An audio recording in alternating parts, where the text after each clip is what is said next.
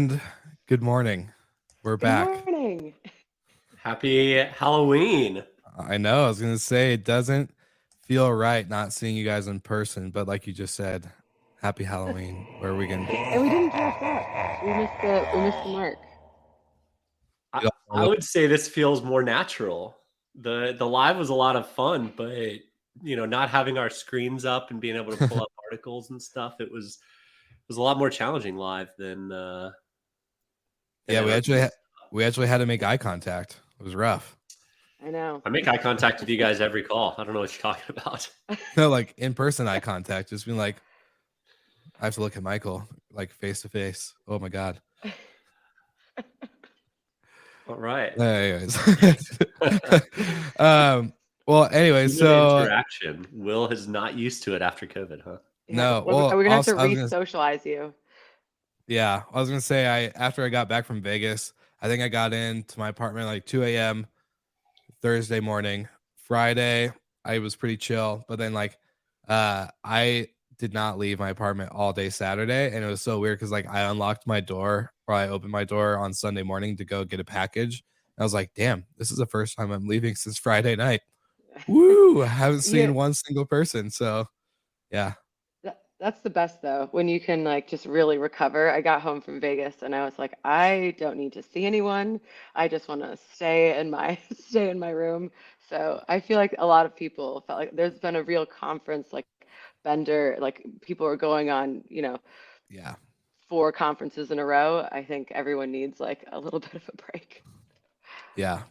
I was definitely excited for it. So there's a couple people still going on and like another sprint. Like they had VRMA, and now they have like a couple others. Focus, right? Yeah. And then like the one in Cancun. So I'm like, oh boy, I got like a little overwhelmed just thinking about it. I was like, yeah, no, I'm done. I'm done until February. That's my rule. So see you guys all again next year. Wow, just shutting it down in October. Good for you, Will. Good for you. Yeah. I also didn't get to participate in Sober October, so I'm gonna do Sober November, starting fresh. We're gonna go real hard this month. Yeah. Congrats. Exact opposite Good of luck. October. Yeah. I feel like I could benefit from some of that as well. So, Brandy, this was your first back-to-back conference. Give us some info. Did it hit expectations? Was it better or worse? Did you learn anything? Was it fun? What's the highs and lows? Okay, well, it's definitely fun. I don't think any of the conferences lack fun, although that kind of is the other side. The other side of that coin is that sometimes there's too much fun. But I think one of the very obvious themes is regulation, and it's like not the sexiest theme, but that's what everybody was talking about at some point or another. That was, in almost every conversation that was coming up, at least like touching on it in some ways. And what was interesting at VRMA, I talked with a couple of operators who are a bit smaller.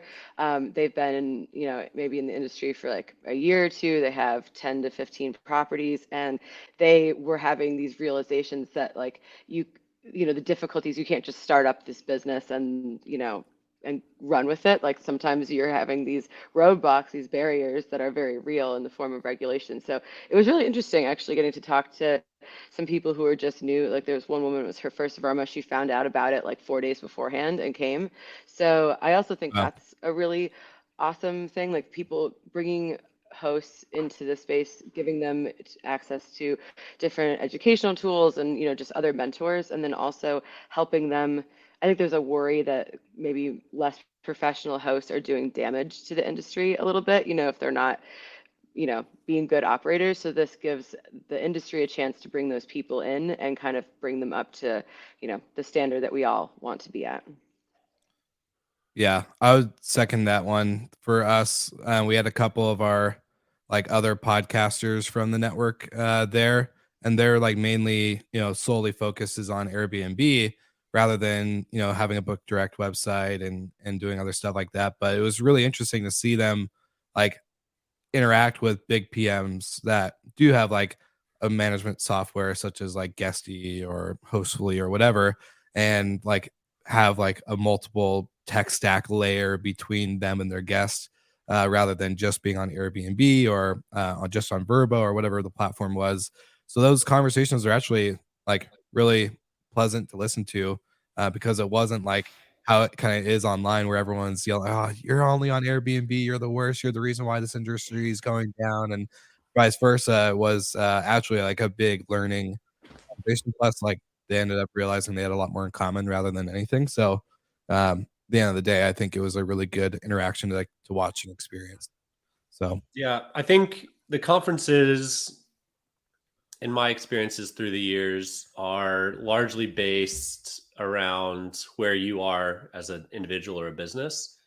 In my first 2 or 3 conferences, I'd sit in on every session I could. I'd learn as much as I could. And then as I realized a lot of these sessions are the same every single year, even as far down as the same person saying the same thing each year, it becomes more and more about building relationships. And then the next phase after you've built a lot of good, solid relationships is finding ways to do business with those good, solid relationships.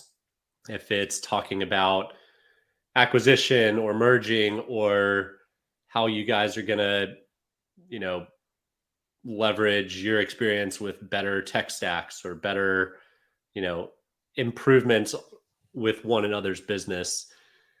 Those are the values, when you're bringing together 1,000 people, you can peel away 10 or 15 people for a dinner and actually learn what is not just surface level being discussed, on stage, but why did XYZ acquire this business? Was it because that business was struggling, or is it because that business has a lot of potential and,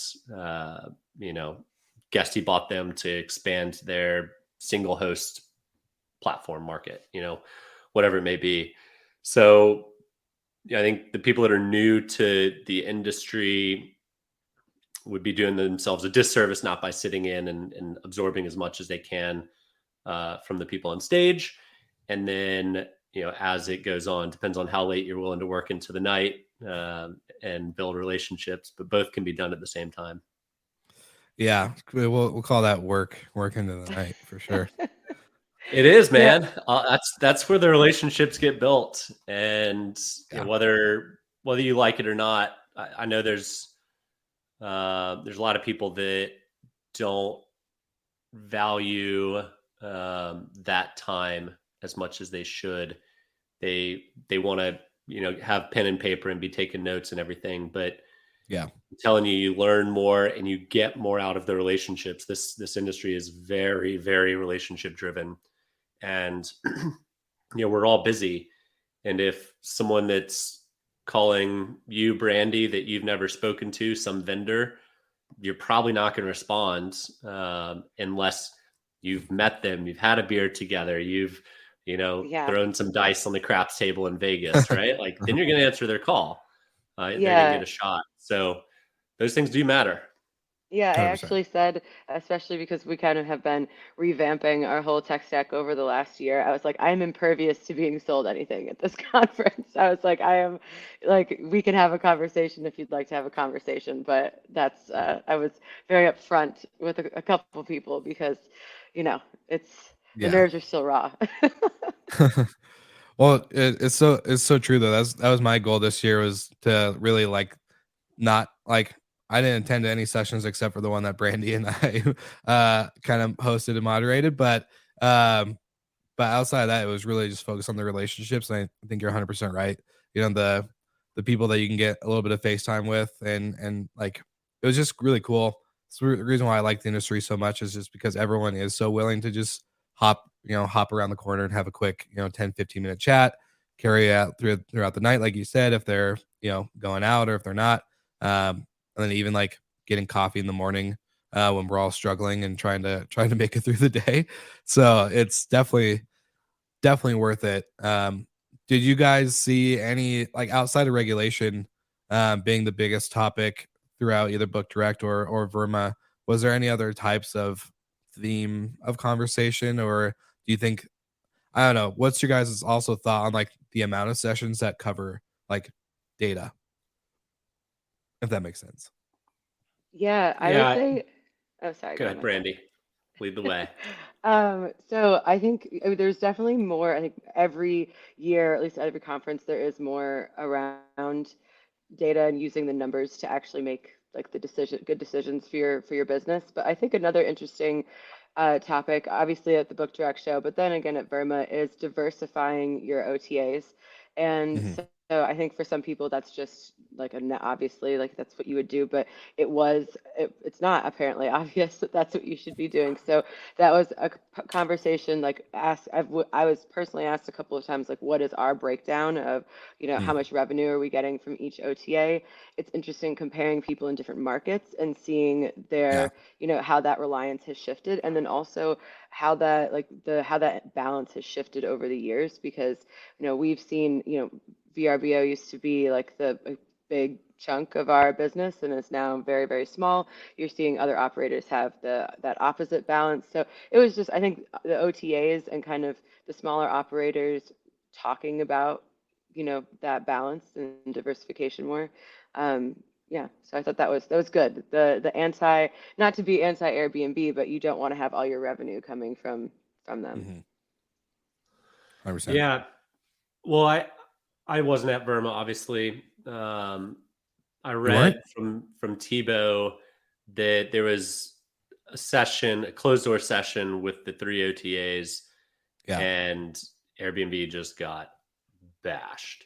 Yeah. And this is the kind of shellacking that HomeAway Verbo took 5 or 6 years ago, that Booking has kind of taken the past 3 or 4 years with all the fraud on their site. But now all of the ire has turned over to Airbnb. So we've talked a lot about that on the show, and we don't need to belabor it, but Mm-hmm. it's fascinating. I wish I could have been a fly on the wall in that room.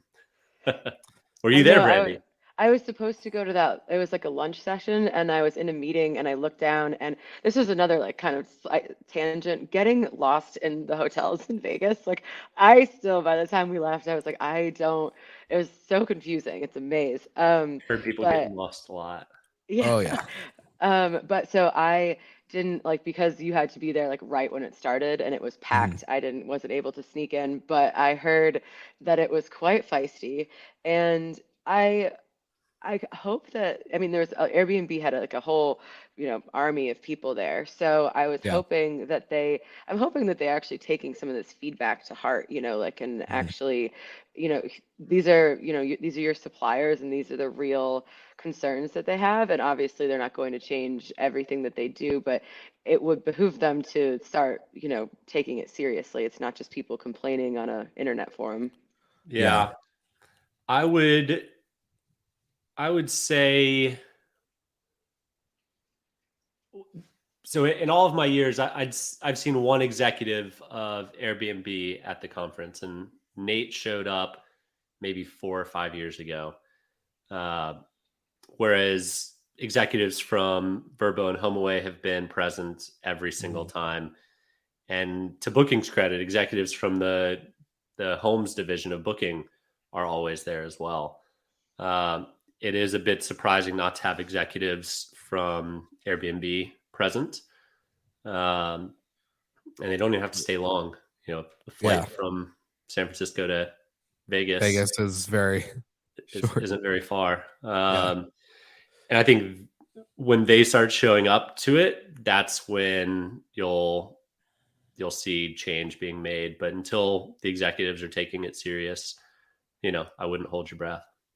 Well, it's Well, interesting. They have people like more executives on their like kind of like product side almost. Like I saw some people that are in charge of the integrations and things like that. So it's more from like kind of the vendor side of things. But I think you're right, and it would go a long way to have some of like the bigger names show up, and at least to save face. Like if part of it is all PR as well. Like you have to come and kind of make yeah, the effort. 100%. Yeah, I Well, mean, there you get a lot of respect if you sit on stage and take a bashing. Hmm. Um, You really do. Like, yeah, it's not fun, but I mean, shoot, Brian Chesky is a PR wizard. He knows his talking points. He's great at it. I think it'd be great for them to show up to an event.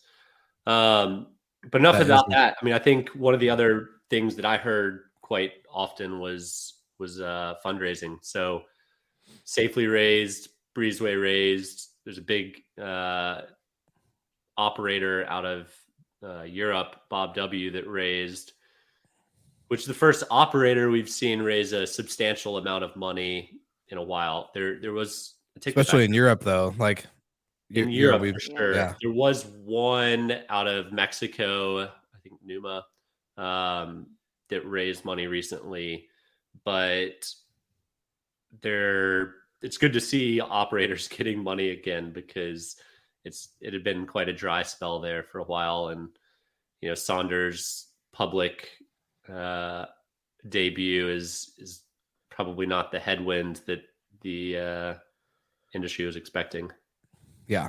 Well, I was also surprised on the lack of, I guess, headlines. I feel like last year it was like, I think Michael, you and I woke up to do the Good Morning Hospitality episode. We were doing it out in the hallway, and it was just like article after article that whole morning. You and I were texting each other like another one, like a lot of fundraising stuff, a lot of, I think we even saw a couple acquisition articles, but this year I didn't really see it. Like, okay, like we got a heads up on a few of these. Like I knew it was Safely raised the week before, you know, a few other things like that, but I was like, okay, Yeah, a little dry on the the industry updates, but well, that's okay. I think it's a indication of the market, right? Like, you have to have good metrics to raise money in this market, and kudos to those that have raised. Obviously, their metrics are great, and to have capital right now is a massive advantage compared to where your competitors are in, hunker down mode. If you can be in aggressive mode, now's the time to push. So, now that said, there's still a record amount of dry powder in VC's coffers.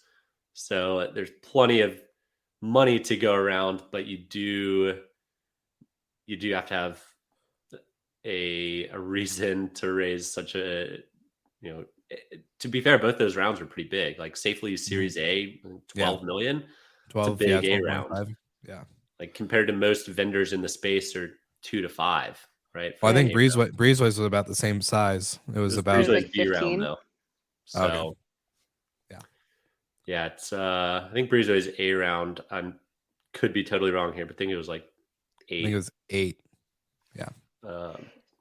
Yeah, it was interesting. There were a couple operators that I was talking to that are probably about like a third of the size that we are, but they were all, trying to start the fundraising journey. And it's just it's a long slog. So I give people a lot of credit, but that was kind of one of the things I was talking to them about. And the priorities really have shifted from a few years ago when it was growth, or even like a year ago, grow. Now I'm like, you really have to have a solid, like you have to have a solid business. You have to show a path, you either be profitable or a very near term path to that. So I'll be curious to see if next year some of these companies that were, kind of chatting about it are able to come through. It's definitely, you have to have a lot of determination, I think, and thick skin. But yeah, hopefully next year we'll have some more juicy updates after VRMA. But this year, I mean, there have been a lot of acquisitions and news that have been kind of happening throughout the year. So I think that's kind of why it's a little bit slower. Everyone pulled the trigger a little early this year. I feel like they're just like, all right, VRMA's around the corner, but we're just gonna announce now. Yeah, and in my experience, a lot of what we were announcing at Noise Aware came shortly after the conferences, because things that we had been working on all year with partners or with other vendors, you could get that head time, that face-to-face time, and finalize all the details. And then come November, December, share it, push them out there. So, I'd suspect we'll see a good number of additional things coming out in the next couple months before the end of the year. M&A, like I know there's companies out there that are trying to roll up some of their competitors, or they're buying access to new markets. It's happening. It's just a matter of time. Can those deals get closed? And we need the ink to dry so we can start announcing stuff, because we already know it. Well, I mean, that's one thing, but there's also I know there's groups out there that want to do roll-ups, and they're hunting for people to team up with them on doing that. And it's not just the Inhabits or the big private equity shops. It's actually, operators or vendors in the space that are interested in being bigger and then cashing out. I mean, it's really, a lot of us have been in the space for many, many years, and some folks are ready to move on. Yeah, and I know a couple of small, maybe companies that you wouldn't expect are trying to buy and roll up stuff, and so it's an exciting time. Just waiting again, like I said, I'm just waiting for the ink to dry so we can start sharing some of it, because I think it's pretty cool. It's an exciting time for what's happening. Yeah, the other big news is that Selena went public. So now we have a third company in our space that we get to watch, and hopefully it goes well. That's the thing, we've talked a lot about Saunders' performance, and I really hope that it keeps getting better. I mean, it would make our job, my job, Andreas's job, a little bit easier. But so hopefully Selena has a better out of the gate performance. I'll be curious. Does Selena own their real estate, or are they leasing it? I'm not sure. Remember. It's a good question for our old guest on the show who used to work.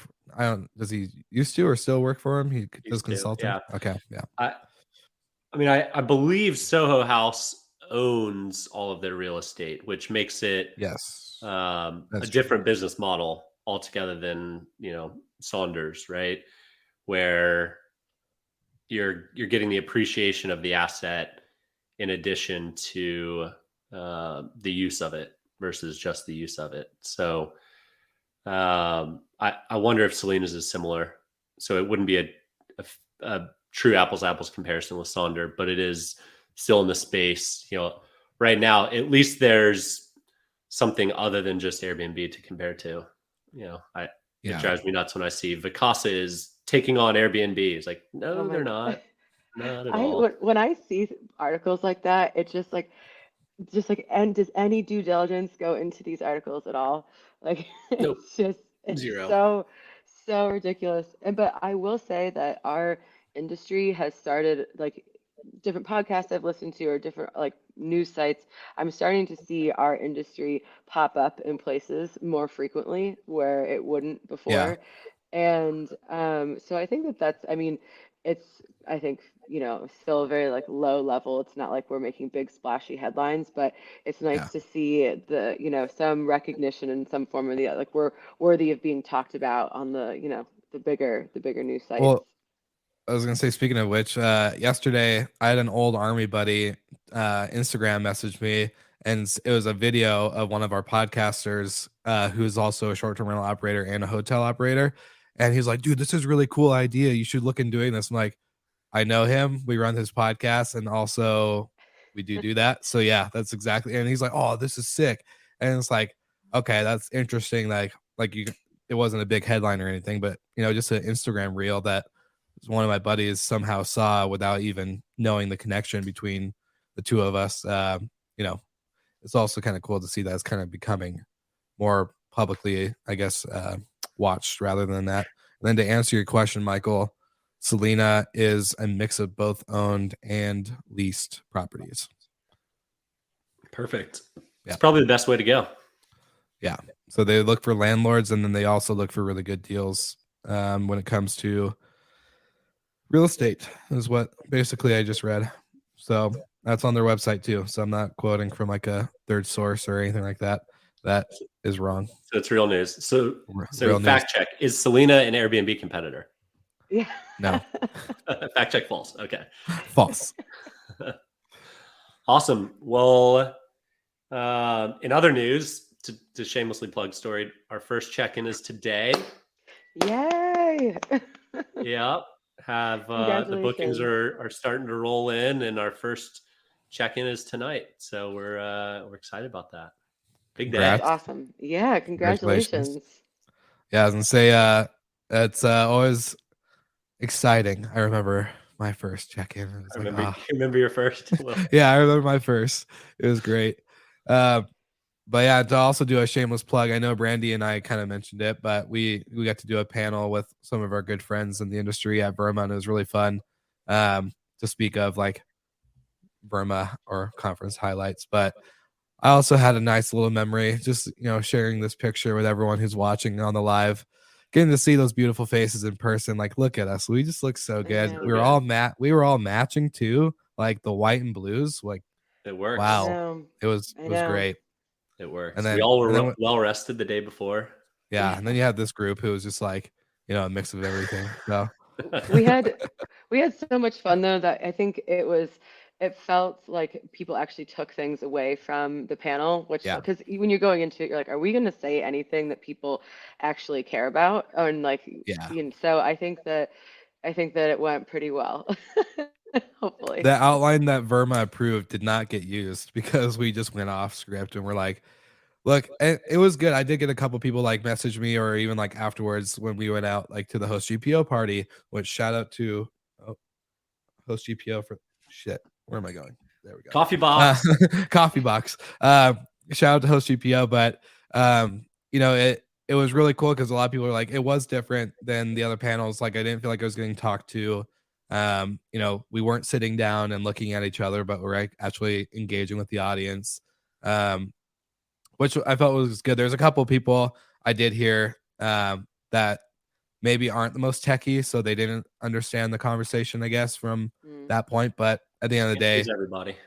Yeah, but that was just like a small handful. Well, it's important for those people to hear the conversation and at least start hearing about all of those things because the reality is their business needs some of the things that we were talking about. So they might be uncomfortable or unfamiliar with it now, but the more they attend those sessions or they start hearing that vocabulary, it will help them down the road. Yeah. And, it was kind of funny because the question is like, how do you determine in your tech stack all in one solution or customized, specialized pieces? And like, we didn't really answer the question because there was no real answer. There's no like right or wrong. It's really based off of your business. And so I think that was like the main point that people did take away was like, I need to ask more questions, especially when it comes to vendors. Like, I need to be picky on who they integrate with, how their integrations work, what's the roadmap, the real roadmap, not the salesy sales roadmap. Pitch. I have like from our last migration, I have kind of like the list of questions and stuff, and I should just go back and add that and maybe refine that to send it out to people because there's things that with each migration, and that's what someone was asking me, like what advice would I get, like why did I choose X partner when we were this size, and I was like I can't even really give you relevant information about that because those vendors have changed and like what we needed at that size is totally different than when you need, right? Like it has to come from what your business needs, not what somebody else has done. 100%. So there is no like copy and paste, unfortunately. But we tried that with some Stay Alfred things, and I can tell you it did not go as smoothly as we had hoped. Yeah. It's Michael, I'm kind of curious from the stories perspective, like especially you're dealing with more hotels rather than short-term rentals. What's that tech stack question or a conversation look like with you guys, especially getting involved as a channel for them to make those big bookings? Yeah, I think having spent most of my career in short-term rentals, the hotel world is a number of steps ahead. That's an interesting perspective. Yeah, we are able to pull reservations or to send reservations to like 30 or 40 different PMSs and channel managers, which in the short-term rental space would have taken us who knows how many years to build that, right? Just because there's not really good middleware. So it is not perfect. It doesn't integrate with everything or everybody. So it is important to know when you're signing up for softwares for PMSs, is it the most widely used, the most kind of common in the space? And whether it's the best technology or not, it's gonna be better for you if it has more integrations, more tie-ins, even if functionality might be slightly limited, simply because it's connected in the ecosystem. And maybe in 2 or 3 years, that better functionality on the other competitor is worthwhile to switch over. But life is a lot easier with connectivity, with integrations that work. So Yeah. And I'm pretty sure that was an old episode on the podcast. This is episode 93. And I know we forgot to celebrate it in Miami, but we also hit our 2-year anniversary. So congrats, team, for that. But it kind of comes back to like that. And I know we're running over time, so I won't rant long, but I think like the Avengers of the tech side, like if you can find a really good PMS, this is a really solid integration with like a door lock access company, with noise, with insurance, and everything like revenue management. Even another platform like Breezeway, to really like solid connections. Yes, like it may be pricey, but if you can focus on that where like it's seamless, they don't break easily. I also believe in property management softwares that do not require a channel manager to be added to it. So that should be like, I see channel management and property management softwares, they should be one and the same. But I also know that's a lot to ask for property management software that's like focusing on all of the back end stuff, and then the channels change their APIs without telling anybody, and then all that stuff. But at the end of the day, we don't need another third, fourth, fifth, sixth person in between the guest and the property management. So that's just my little rant of the day. But yeah, that's where we're at. Cool. And on that note, so see you guys all again next week. Happy Halloween. And then Happy to say, Halloween. what is next week? I don't even know. Okay, cool. it'll be another Monday. Another Monday. Yeah. In November, which is wild. I had promised myself I was going to start doing holiday shopping like earlier in the year, and that has not happened yet. So we'll ask for an update next week, Brandy. Yeah. We'll need it. We'll be your accountability partners. Yeah, good. I need it. Awesome. Well, good episode, guys. Happy 2 years. Happy Monday. And Happy Monday. we'll see you all again next week.